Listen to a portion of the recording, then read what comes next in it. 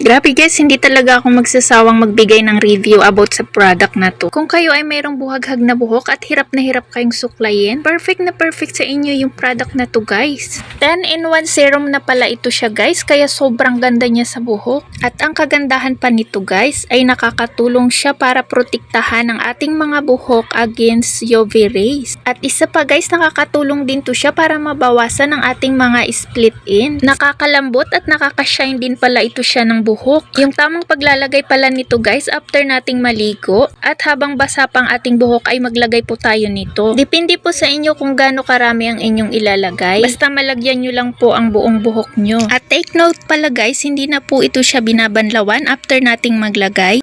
Antayin po natin siyang matuyo para sa kanyang best result.